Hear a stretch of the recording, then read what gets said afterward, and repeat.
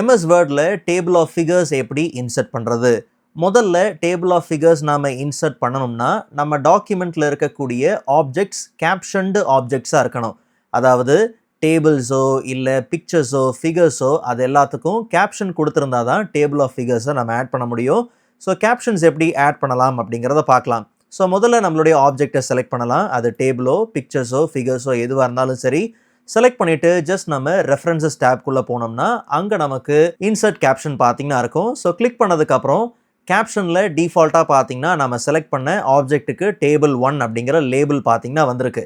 So இங்கே இருக்கக்கூடிய label நமக்கு சூட் ஆகலை அப்படிங்கிற பட்சத்தில் ட்ராப் டவுனில் நமக்கு தேவையான லேபிள்ஸை ஆட் பண்ணிக்கலாம். நமக்கு தேவையான லேபிள் இந்த லிஸ்ட்டில் இல்லைனாலும் புதுசாக ஒரு லேபிளை நாம் க்ரியேட் பண்ணிக்க முடியும். ஃபார் எக்ஸாம்பிள் ஆப்ஜெக்ட் 1 அப்படின்னு நமக்கு காமனாக தேவை அப்படிங்கிற பட்சத்தில் வெறும் ஆப்ஜெக்ட்னு ஆட் பண்ணால் போதும். 1 அப்படிங்கிற நம்பரிங்லாம் நம்ம கொடுக்க வேண்டாம்.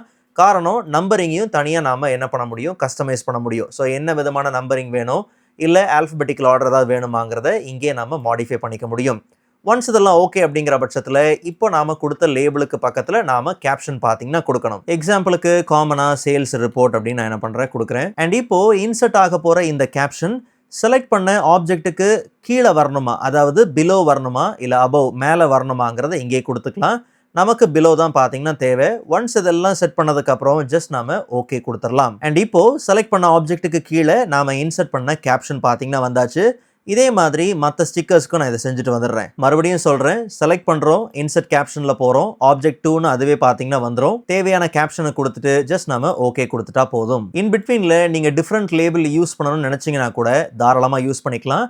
அண்ட் அந்த லேபிளோட நம்பரிங் பார்த்தீங்கன்னா கண்டினியூ ஆகும். இல்லைங்கிற பட்சத்தில் மறுபடியும் அந்த நம்பரிங் பார்த்தீங்கன்னா ரீஸ்டார்ட் ஆகி வர மாதிரி இருக்கும். நம்பரிங் ஃப்ரெஷ்ஷாக பார்த்தீங்கன்னா இருக்கும்.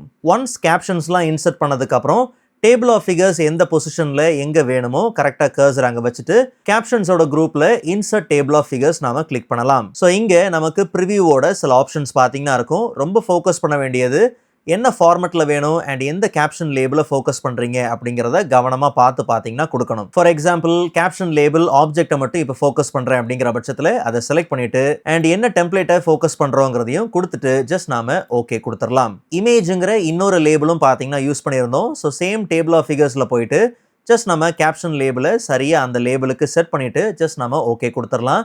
அண்ட் இது கண்ட்ரோல் பிடிச்சி கிளிக் பண்ணால் ஹைப்பர் லிங்காகவும் பார்த்தீங்கன்னா வேலை செய்யும். ஸோ ஈஸியாக பார்த்தீங்கன்னா நேவிகேட் பண்ணுறதுக்கு வசதியாக இருக்கும்.